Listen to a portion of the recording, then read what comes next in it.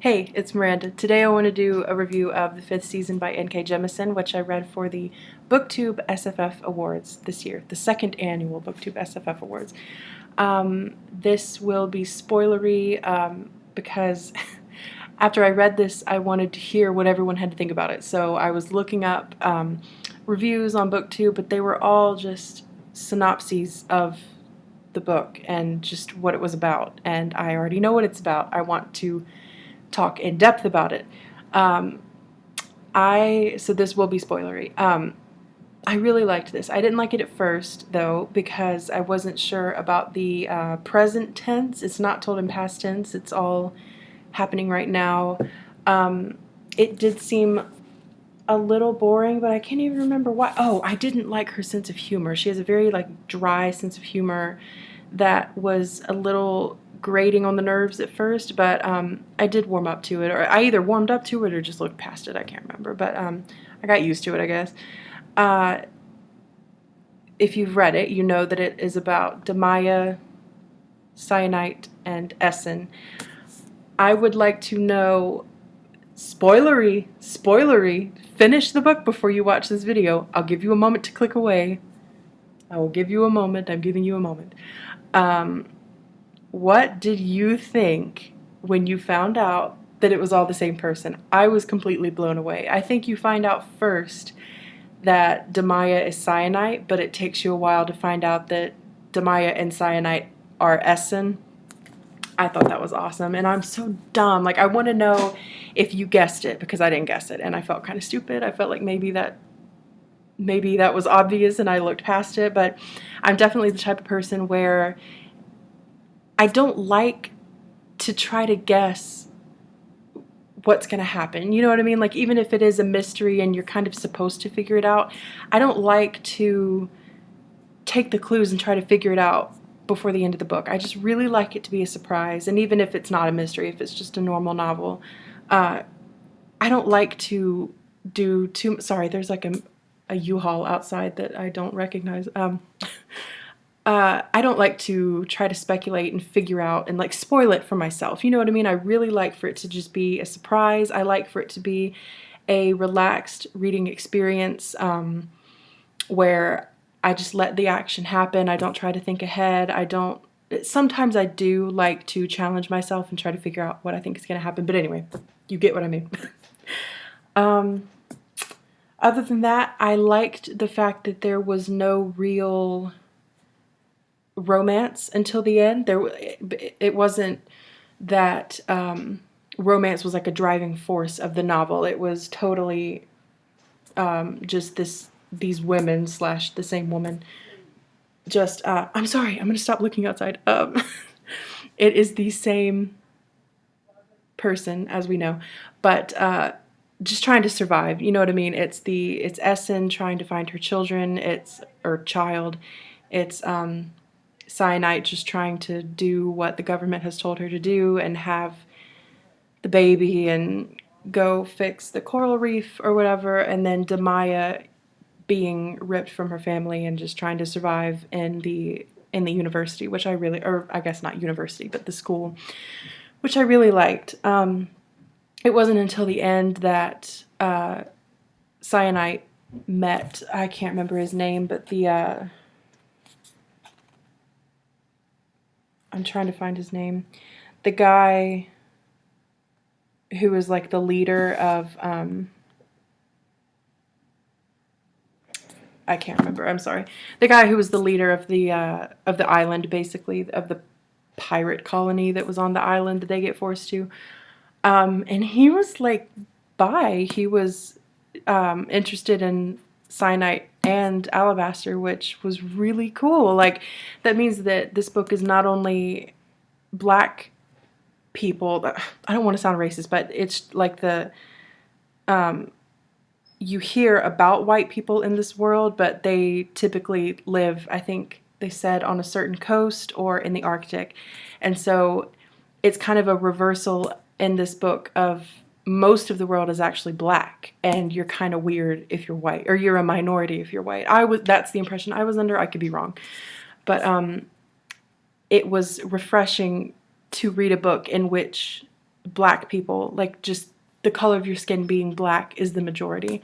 And it was cool that I don't think they made a huge deal out of someone being gay. It just was, you know what I mean? It wasn't like, ooh, like super scandalous. It was just, yeah, Alabaster's gay, and the captain or whatever of the pirate colony had sex with both of them. And they casually had threesomes. I'm interested to see what happens with... It's been a minute since I've read this, but I think... Or no, it wasn't her son. At the end of the book, when Essen meets Alabaster, he comes out of nowhere and wants to talk about their kid. I thought that was great. So I'm definitely on the edge of my seat waiting for the next book. So I think it wrapped up really nicely. Just trying to think of anything else I really liked about this book. It was the first time, I think, that I've read a book that is in the second person. You know, how just Essen's point of view was in the second person point of view.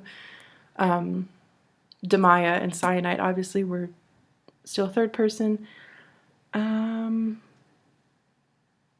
Yeah, I think that's about all I have to say. I guess if you're watching this, you have read it, but I would recommend it to anyone who has not read it, who is into science fiction and fantasy. Oh, I guess we can talk about the world for a minute. That it was interesting. It was Earth almost, but you know, the idea of the tectonic plates having a mind of their own, basically. Oh, let's talk about the creation mythology in this book. That really was very cool to me. I'm going to read from this right here, from page 115. And I just made a note to myself that it was creation mythology. Listen, listen, listen well. There was an age before the seasons when life and earth, its father, thrived alike. Life had a mother too. Something terrible happened to her. Earth, our father, knew he would need clever life, so he used the seasons to shape us out of animals, clever hands for making things, and clever minds for solving problems, and clever tongues for working together, and clever sesapine.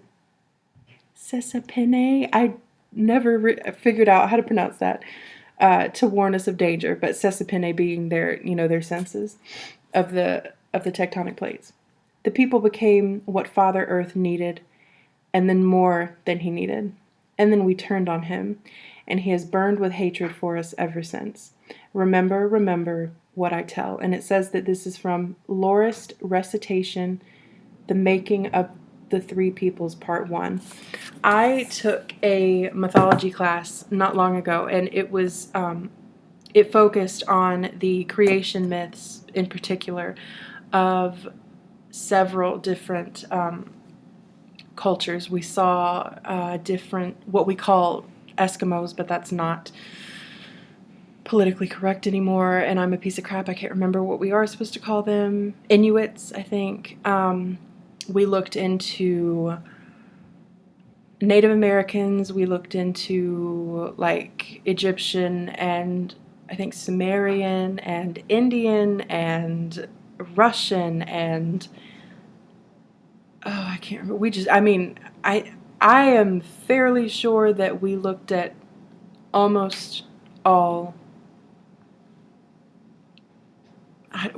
what's the word I'm looking for? Not primitive people. God, I'm really dumb. It's like just the native people. You know what I mean?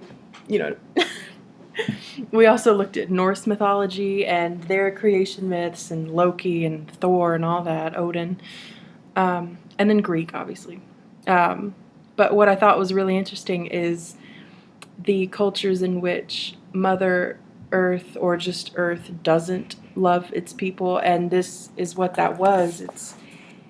It's not only Father Earth instead of Mother Earth, but he hates his creation. It's like a Frankensteinian idea of, you know, he created these people to run the earth for him, I guess. He knew he would need clever life. And you can kind of see that as no matter what you believe in, or no matter what your religious beliefs are or lack thereof, that's kind of what's happened to our Earth, isn't it? Is that whether or not you believe we were placed here for a reason or whatever, we have ruined this planet, and I honestly don't think it will ever go back to it. It'll never go back to normal, whatever you think normal is. But it makes me wonder if that's part of the plan is, you know, maybe we just screwed this planet up and we're going to have to find a new one, or, you know, people get so upset when animals go extinct, but maybe we're just entering in a new phase of Earth's life, you know what I mean? We've been through so many eras and epochs already, you know, maybe we're just entering into the next one. So I feel like that is very much reflecting what's going on here in our Earth. And so I thought that was really cool. And if you're watching this, you've read it, obviously. I really liked that there was more mythology and lore at the end of every chapter. I thought that was really cool. And I'd like to go back and kind of compile it all in one document, maybe on Word or something. Anyway, yeah.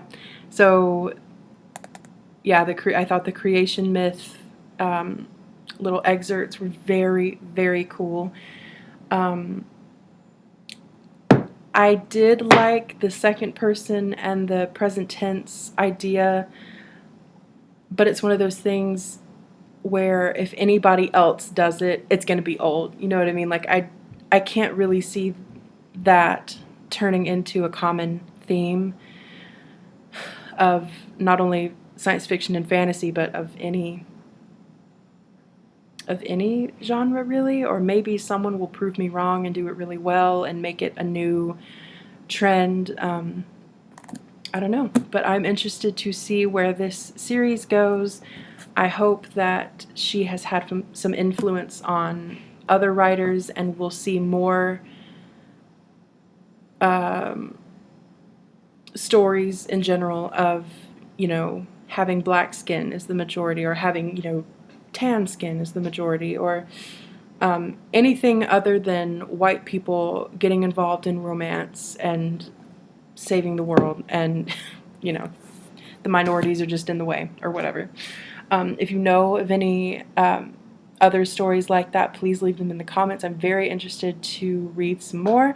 I've got her entire Inheritance trilogy in a big, it's like this big, it's huge. This is 450-ish pages. The Inheritance trilogy is in one volume, and it is well over 1,000, so that might be a little difficult to read physically, to hold in your hands and read, but I am really excited about it. I've heard and I've seen on Goodreads that it is not as well received as this book is, but nonetheless, I definitely want to try it out, because she, the author, if you don't know, if you didn't open the front page and see, she is a woman of color, and she's beautiful, isn't she? I can't. There we go.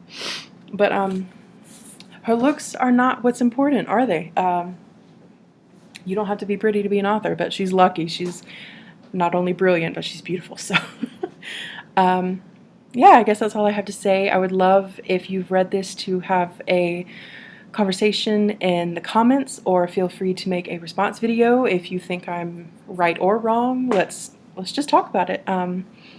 Yeah, I guess that's all I have to say. So thank you for watching, and I'll see you soon. Bye.